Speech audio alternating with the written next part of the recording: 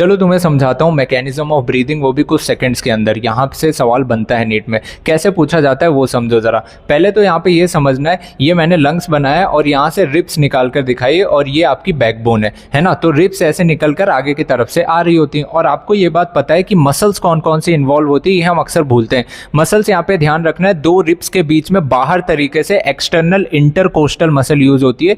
Coastal word हम use करते हैं रिब्स की इस बोन्स के लिए, है ना। तो इंटरकोस्टल मतलब दो रिब्स के बीच की मसल है, वो भी बाहर साइड पर है, तो एक्सटर्नल इंटरकोस्टल मसल। जब आप नॉर्मली सांस ले रहे होते हो, बैठे होते हो, टीवी देख रहे होते हो, उस टाइम पर ये मसल्स काम कर रही होती है। लेकिन जब आप दौड़ भाग कर रहे होते हो, फोर्सफुल ब्रीदिंग करते हो, तो आपकी ये दूसरी मसल्स एक्टिव होती है जो एकदम पास में होती है अंदर साइड पे, इंटरनल इंटरकोस्टल मसल्स बोला जाता है।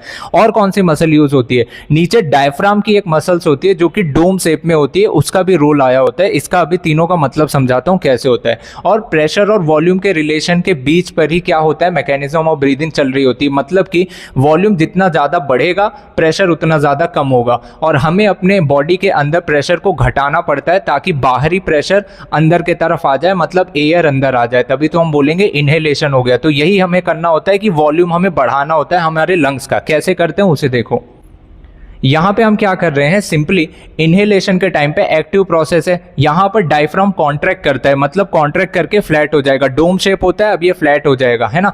तो जैसे ही फ्लैट हुआ और ये लंग्स का वॉल्यूम बढ़ा मतलब प्रेशर घटा, बाहर की तरफ से एयर अंदर आना शुरू हो जाएगी। आप ये ध्यान से देखो कि आखिर ये वॉल्यूम बढ़ा कहाँ पर है। आप बोलोगे कि भैया मसल्स ये कॉन्ट्रैक्ट करिए, डायफ्राम नीचे की तरफ झुका है, और ऊपर और नीचे की तरफ इस एक्सिस में अगर कोई चीज बढ़ रही है, आप इसको बोलते हो एंटीरियो पोस्टीरियर एक्सिस।